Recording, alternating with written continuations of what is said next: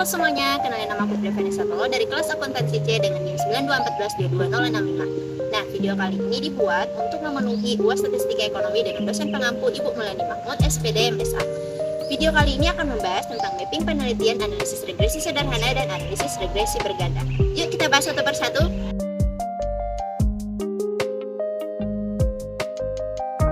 Nah, kita masuk ke bagian yang pertama, yaitu mapping penelitian analisis regresi sederhana. Di sini sudah ada judul penelitian, yaitu pengaruh risiko bisnis terhadap profitabilitas pada perusahaan pertambangan di Bursa Efek Indonesia selama tahun 2014 sampai 2018, yang dimana penelitian ini ada pada tahun 2021. Selanjutnya bab 1 pendahuluan, yang dimana di sini terdapat rumusan masalah dan juga tujuan penelitian. Rumusan masalah dari penelitian ini yaitu apakah risiko bisnis berpengaruh terhadap profitabilitas pada perusahaan pertambangan di BEI selama tahun 2014 sampai 2018. Kemudian tujuan penelitiannya yaitu untuk mengetahui pengaruh risiko bisnis terhadap profitabilitas pada perusahaan pertambangan di BEI selama tahun 2014 sampai 2018. Selanjutnya bab 2 kajian teori, yang dimana di sini terdapat yang namanya hipotesis penelitian. Namun sebelum itu, teman-teman sudah tahu belum apa arti dari hipotesis? Jadi, hipotesis adalah jawaban sementara terhadap masalah yang masih bersifat praduga, karena masih harus dibuktikan kebenarannya. Dugaan jawaban tersebut merupakan kebenaran yang sifatnya sementara yang akan kita uji kebenarannya dengan data yang kita temukan melalui penelitian.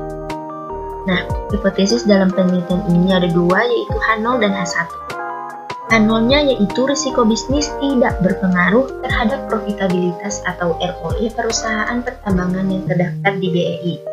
Sedangkan H1-nya yaitu risiko bisnis berpengaruh terhadap profitabilitas atau ROE perusahaan pertambangan yang terdaftar di BEI. Jadi kalau H0 itu tidak berpengaruh, kalau H1 itu berpengaruh. Selanjutnya bab 3 metode penelitian. Di sini ada yang namanya jenis penelitian. Nah, metode penelitian yang digunakan adalah penelitian kuantitatif, di mana artinya penelitian ini menganalisis adanya pengaruh antara variabel yang satu dengan yang lainnya. Selanjutnya ada desain penelitian. Jadi di sini bisa kita lihat bahwa risiko bisnis selaku variabel X mempunyai hubungan terhadap variabel Y, profitabilitas atau ROE. Yang berikut ada variabel penelitian. Nah, variabel penelitian ini ada dua, yaitu yang pertama variabel bebas atau independen dan variabel terikat atau dependen.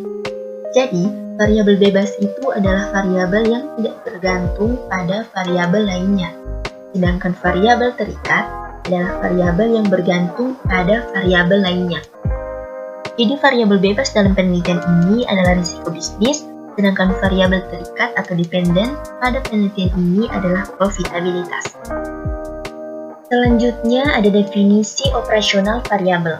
Jadi dalam tabel ini bisa kita lihat bahwa variabel X atau risiko bisnis adalah ketidakpastian yang dihadapi perusahaan dalam menjalankan bisnisnya. Dapat diukur dengan variabilitas laba operasi atau earning before interest and taxes, EBIT, yang dihasilkan oleh portofolio aset perusahaan dan aktivitas pasaran produk, yang dimana indikatornya adalah earning before interest and tax atau EBIT dibagi dengan total aset dengan menggunakan skala rasio. Kemudian variabel Y atau profitabilitas merupakan rasio yang digunakan untuk mengukur efektivitas manajemen secara keseluruhan yang ditujukan oleh besar kecilnya tingkat keuntungan yang diperoleh dalam hubungannya dengan penjualan maupun investasi. Nah, indikatornya adalah ROE sama dengan laba bersih dibagi dengan modal sendiri dengan menggunakan skala rasio. Nah, selanjutnya ada populasi dan sampel. Populasi adalah keseluruhan dari variabel yang menyangkut masalah yang diteliti, sedangkan sampel adalah sebagian dari variabel yang diambil untuk diteliti dan dianggap mewakili seluruh populasi. Nah, di sini populasi dalam penelitian ini adalah perusahaan pertambangan yang terdaftar di Bursa Efek Indonesia. Jumlah perusahaan pertambangan yang terdaftar di BEI berjumlah 41 perusahaan. Sampel dalam penelitian ini adalah perusahaan-perusahaan yang memenuhi syarat ataupun kriteria sebagai berikut. 1. Sampel menyediakan data laporan keuangan serta data-data penelitian yang dibutuhkan dalam penelitian ini selama periode penelitian, yakni dari tahun 2014 hingga tahun 2018. Yang kedua, sampel merupakan perusahaan yang laporan keuangannya sudah diperiksa oleh BAPEPA dengan jumlah sampel 36 perusahaan yang memenuhi kriteria tersebut. Nah, jadi di sini bisa kita lihat perbedaan antara populasi dan sampel. Kalau populasi itu artinya masih keseluruhan. Contohnya di sini yaitu 41 perusahaan pertambangan yang terdaftar di Bursa Efek Indonesia. Sedangkan sampel merupakan bagian dari populasi tersebut. Nah, contohnya di sini 36 perusahaan ini merupakan bagian dari 41 perusahaan pertambangan yang telah terdaftar di Bursa Efek Indonesia setelah melalui atau telah memenuhi syarat ataupun kriteria-kriteria yang sudah disebutkan tadi. Nah, selanjutnya ada jenis atau sumber data. Jenis atau sumber data artinya dari mana kita mendapatkan data yang akan kita gunakan dalam penelitian. Nah, sumber data ini terbagi menjadi dua, yaitu data primer dan data sekunder. Data primer adalah data yang kita dapatkan langsung dari responden, entah itu dengan cara membagikan kuesioner, atau melakukan observasi, ataupun melakukan wawancara secara langsung. Sedangkan data sekunder adalah data yang kita dapatkan dari pihak lain. Contohnya, kalau kita ingin meneliti satu perusahaan, tentu saja laporan keuangannya bisa kita lihat Bursa Efek Indonesia. Nah, jenis data yang digunakan dalam penelitian ini adalah data sekunder, yang meliputi data laporan target dan realisasi tahun 2014 sampai 2018 yang diperoleh dari Bursa Efek Indonesia. Selanjutnya ada teknik pengumpulan data. Nah, teknik pengumpulan data yang digunakan dalam penelitian ini menggunakan teknik dokumentasi, karena penelitian ini membutuhkan data-data laporan keuangan perusahaan pertambangan yang kemudian diakses melalui situs resmi Bursa Efek Indonesia. Selanjutnya ada hasil statistik deskriptif. Nah, dari tabel ini bisa kita lihat bahwa variabel profitabilitas diproksikan dengan return on equity atau ROE. Jadi, ROE ini adalah profitabilitas atau variabel Y yang mempunyai nilai minimum min 161,89 dan nilai maksimumnya 616,31. Adapun nilai rata-rata atau nilai minnya 7,7185. Sedangkan nilai standar deviasinya adalah 53,24705. Dari sini bisa kita lihat bahwa nilai min lebih kecil dibandingkan dengan standar deviasi, yang artinya bahwa nilai rata-rata tersebut bukan merupakan representasi yang baik untuk menggambarkan seluruh data profitabilitas pada perusahaan yang diteliti selama periode 2014 sampai 2018. Dan dari nilai rata-rata tersebut juga dapat digambarkan bahwa secara rata-rata untuk nilai profitabilitas dari sampel yang diuji masih di bawah harapan. Nah, untuk variabel X atau risiko bisnis bisa dilihat dalam tabel bahwa nilai minimumnya min 77,72288 dan nilai maksimumnya 53,15029. Adapun nilai min atau nilai rata-ratanya 3,210154 dan standar deviasinya 17,15285. Yang dimana ini sama dengan yang tadi.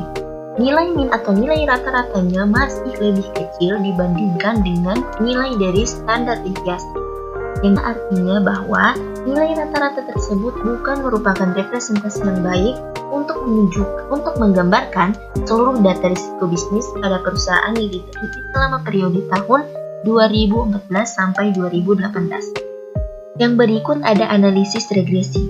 Nah, dari tabel ini dapat disusun persamaan Y sama dengan 6,228969 tambah dengan 0,483631X. Dari tabel ini juga bisa kita lihat bahwa nilai konstanta sebesar 6,8969 merupakan nilai tetap yang berarti bahwa variabel profitabilitas yang diamati selama periode penelitian apabila tidak terdapat pengaruh dari variabel bebas, maka nilainya akan tetap sama, yaitu 6,2289. Adapun nilai koefisien regresi variabel risiko bisnis yaitu sebesar 0,483631. Yang dimana dapat diinterpretasikan bahwa setiap terjadi kenaikan 1% pada risiko bisnis pada perusahaan pertambangan yang diamati, maka dapat mempengaruhi peningkatan profitabilitas perusahaan sebesar 48,36%. Selanjutnya ada uji hipotesis yang terdiri dari uji T dan koefisien determinasi. Kita mulai dari uji T. Jadi di sini sudah terdapat tabel uji T, yang dimana di sini dapat kita lihat bahwa nilai T hitung untuk variabel risiko bisnis sebesar 2,104267, yang berarti nilai tersebut lebih besar dari nilai T tabel 1,97338 dengan nilai probabilitas yang diperoleh sebesar 0,03868, yang berarti lebih kecil dari alfa 0,05 sehingga H0 ditolak dan HA diterima.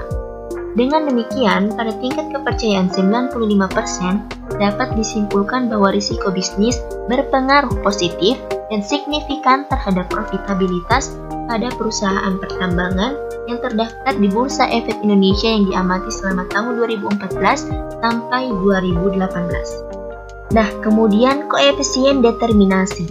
Jadi di sini juga sudah ada tabel hasil pengujian koefisien determinasi, yang dimana berdasarkan tabel ini diperoleh nilai koefisien determinasi atau R-square untuk model regresi yang diamati adalah sebesar 0,242720 atau sebesar 24,27%. Nilai ini berarti bahwa variabel profitabilitas yang diamati dalam penelitian ini dapat dijelaskan oleh variabel risiko bisnis sebesar 24,27%. Sedangkan sisa dari 24,70% ini yaitu sebesar 75,73% dipengaruhi oleh variabel lain di luar variabel yang diamati dalam ini, seperti risiko keuangan, struktur modal, pertumbuhan penjualan, pertumbuhan perusahaan, ukuran perusahaan, kebijakan dividen, dan kondisi ekonomi seperti inflasi. Nah, bagaimana teman-teman? Kira-kira sudah pahamkah tentang mapping penelitian analisis regresi sederhana ini? Untuk selanjutnya, teman-teman pasti akan lebih mengetahui lagi apa perbedaan dari analisis regresi sederhana dan analisis regresi berganti. Untuk itu, tetap nonton videonya ya.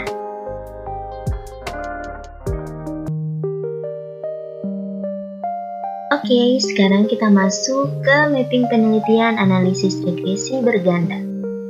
Di sini sudah ada judul penelitiannya, yaitu pengaruh penerimaan pajak kendaraan bermotor dan bea balik nama kendaraan bermotor terhadap pendapatan asli daerah Provinsi Gorontalo. Penelitian ini pada tahun 2020. Selanjutnya, bab 1 pendahuluan yang dimana terdiri dari rumusan masalah dan tujuan penelitian. Nah, rumusan masalah dari penelitian ini yaitu 1. Apakah pajak kendaraan bermotor berpengaruh terhadap pendapatan daerah Provinsi Gorontalo pada tahun 2011 sampai 2020? Yang kedua, apakah pajak bea balik nama kendaraan bermotor berpengaruh terhadap pendapatan asli daerah Provinsi Gorontalo pada tahun 2011 sampai 2020? Yang ketiga, apakah pajak kendaraan bermotor dan bea balik nama kendaraan bermotor berpengaruh signifikan terhadap pendapatan asli daerah Provinsi Gorontalo pada tahun 2011 sampai 2020? Nah, tujuan penelitiannya yaitu 1. Untuk mengetahui pengaruh yang diberikan pajak kendaraan bermotor dari tahun 2011 sampai 2020. Yang kedua, untuk mengetahui pengaruh yang diberikan pajak bea balik nama kendaraan bermotor dari tahun 2011 sampai 2020. Yang ketiga, untuk mengetahui pengaruh yang signifikan yang diberikan pajak kendaraan bermotor dan bea balik nama kendaraan bermotor terhadap pendapatan asli daerah dari tahun 2011 sampai tahun 2020. Selanjutnya, bab 2 kajian teori yang dimana di sini terdapat hipotesis penelitian. Nah, tadi sudah dijelaskan bukan arti dari hipotesis. Langsung saja, jadi hipotesis dalam penelitian ini ada 3, yaitu H1, H2, dan H3. H1-nya adalah pajak kendaraan bermotor berpengaruh terhadap pendapatan daerah Provinsi Gorontalo tahun 2011 sampai 2020. Kedua, Pajak bea balik nama kendaraan bermotor berpengaruh terhadap pendapatan di daerah Provinsi Gorontalo tahun 2011 sampai 2020. K3, pajak kendaraan bermotor dan bea balik nama kendaraan bermotor berpengaruh terhadap pendapatan asli daerah. Selanjutnya bab 3 metode penelitian. Di sini ada jenis penelitian. Nah, metode penelitian yang digunakan dalam penelitian ini yaitu penelitian kuantitatif, yang dimana penelitian ini menganalisis adanya pengaruh antara variabel yang satu dengan yang lainnya. Selanjutnya desain penelitian. Jadi di sini bisa kita lihat variabel X1 atau pajak kendaraan bermotor mempunyai hubungan terhadap variabel Y, yaitu pendapatan asli daerah. Variabel X2 juga, bea balik nama kendaraan bermotor mempunyai hubungan terhadap variabel Y, pendapatan asli daerah. Kemudian, variabel X1 dan X2 atau pajak kendaraan bermotor dan bea balik nama kendaraan bermotor mempunyai hubungan terhadap variabel Y, pendapatan asli daerah. Yang berikut variabel penelitian, yang dimana tadi sudah dijelaskan bahwa ada dua kan, yaitu variabel bebas atau independen dan variabel terikat atau dependen. Nah, variabel bebas dari penelitian ini yaitu X1-nya pajak kendaraan bermotor dan X2-nya bea balik nama kendaraan bermotor. Variabel terikat dari penelitian ini yaitu pendapatan asli daerah. Selanjutnya definisi operasional variabel. Dalam tabel ini bisa kita lihat bahwa variabel X1 atau pajak kendaraan bermotor adalah pajak atas kepemilikan dan atau penguasaan kendaraan bermotor, yang dimana indikator variabelnya adalah peningkatan jumlah kendaraan bermotor, kesadaran wajib pajak kendaraan bermotor, sanksi pajak, kualitas pelayanan kantor samsat, dengan menggunakan skala rasio. Kemudian variabel X2, pajak bea balik nama kendaraan bermotor adalah pajak atas penyerahan hak milik kendaraan bermotor sebagai akibat perjanjian dua pihak atau perubahan sepihak atau keadaan yang terjadi karena jual beli, tukar menukar, hibah, warisan, atau pemasukan ke dalam badan usaha, yang dimana indikator variabelnya yaitu pengetahuan wajib pajak, kesadaran hukum pajak, pengawasan terhadap petugas pemungut pajak, dan penerapan sanksi hukum dengan menggunakan skala rasio. Selanjutnya populasi dan sampel. Nah, populasi dalam penelitian ini adalah data yang dikumpulkan berdasarkan jangka waktu, yaitu pendapatan asli daerah Gorontalo yang diambil menjadi sampel yaitu 10 tahun terakhir dari tahun 2011 sampai 2020. Adapun sampel dari penelitian ini yaitu data laporan keuangan tahunan Badan Keuangan Provinsi Gorontalo yang termasuk dalam pajak daerah Provinsi Gorontalo. Selanjutnya ada jenis atau sumber data. Jenis data yang digunakan dalam penelitian ini adalah data sekunder yang meliputi data laporan keuangan Badan Keuangan Provinsi Gorontalo yang termasuk dalam pajak daerah Provinsi Gorontalo tahun 2011 sampai 2020. Yang dimana data ini diperoleh dari Badan Keuangan Daerah Kabupaten Gorontalo. Selanjutnya ada teknik pengumpulan data. Jadi teknik pengumpulan data dalam penelitian ini diperoleh melalui dokumentasi. Teknik dokumentasi dalam penelitian ini berupa laporan keuangan Kabupaten Gorontalo yang memuat data laporan keuangan tahunan Badan Keuangan Provinsi Gorontalo yang termasuk dalam pajak daerah Provinsi Gorontalo yang berkisar dari tahun 2011 sampai 2020. Yang berikut ada teknik analisis data.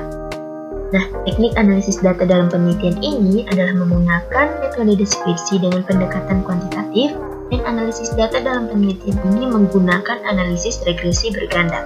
Analisis regresi berganda merupakan model regresi yang melibatkan lebih dari satu variabel independen. Analisis regresi berganda ini dilakukan untuk mengetahui arah dan seberapa besar pengaruh variabel independen terhadap variabel dependen. Nah, selanjutnya adalah hasil statistik deskriptif.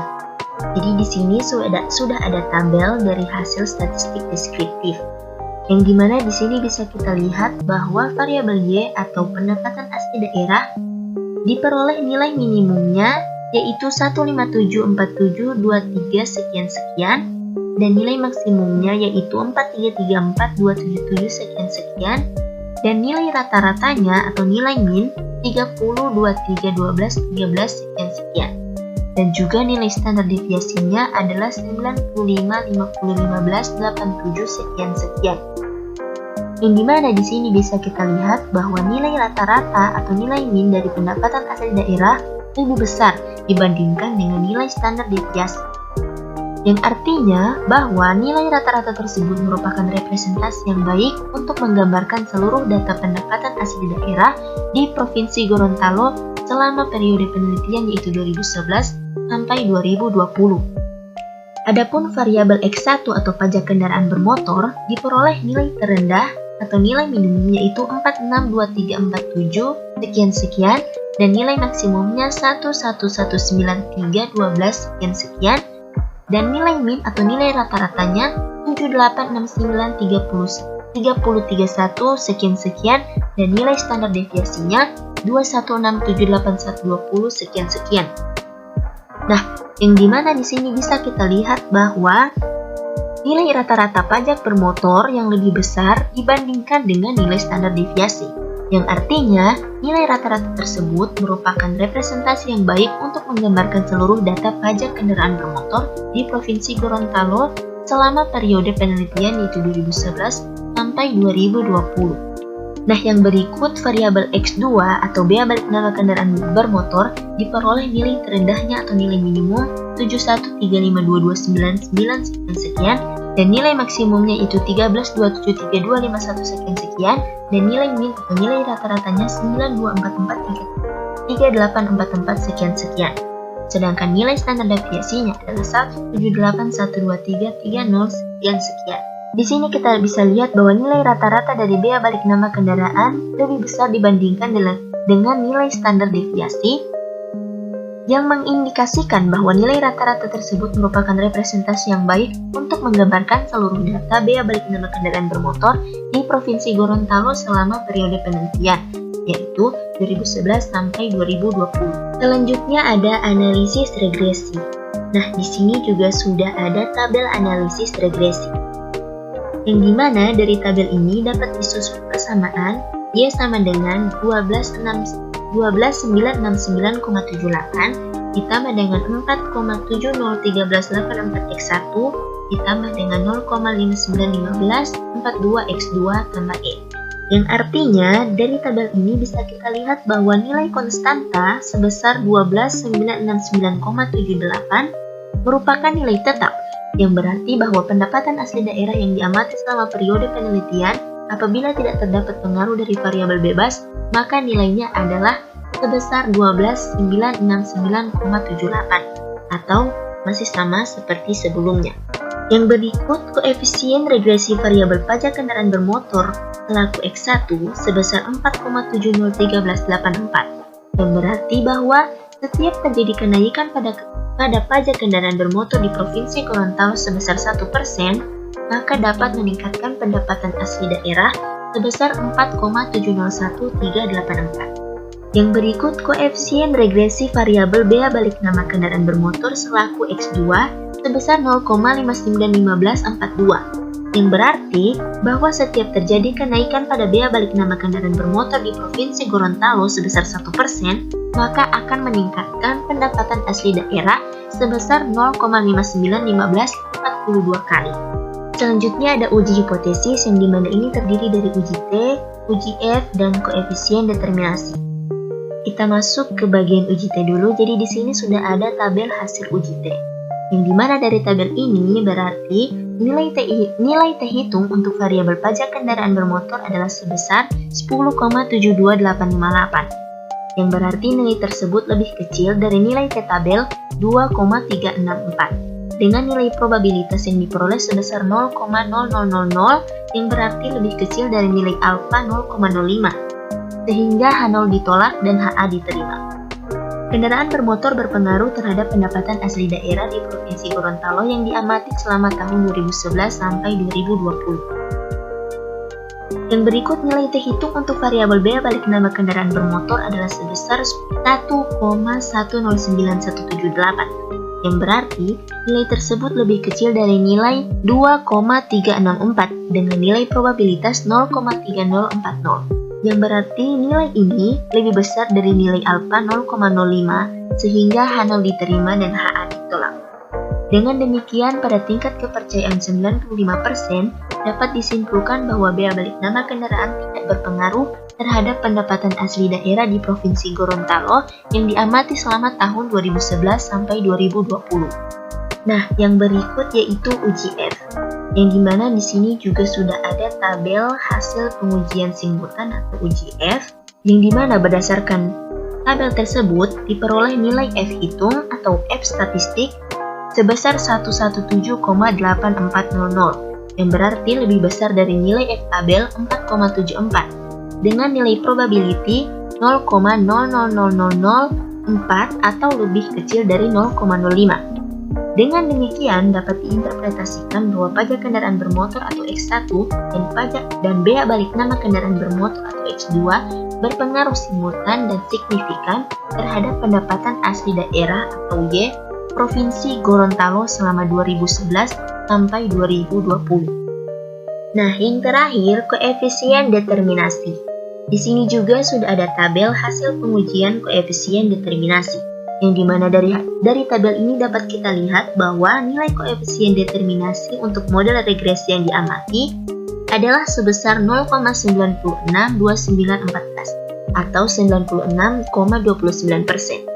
Nilai ini berarti bahwa variasi perubahan pendapatan asli daerah di Provinsi Gorontalo yang diamati selama tahun 2011 sampai 2020 dapat dijelaskan oleh variabel pajak kendaraan bermotor dan bea balik nama kendaraan bermotor sebesar 96,29%.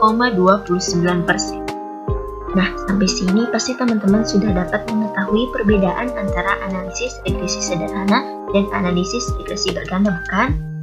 Jadi, kesimpulannya, kalau untuk analisis regresi sederhana itu, variabelnya tidak lebih dari satu. Sedangkan untuk analisis regresi berganda, variabel dalam penelitiannya yaitu lebih dari satu, atau variabel independennya ya, yang lebih dari satu. Oke? Nah, itu dia penjelasan tentang mapping penelitian analisis regresi sederhana dan analisis regresi berganda. Kesepian tanpa kekasih cukup sekian dan terima kasih. Wassalamualaikum warahmatullahi wabarakatuh.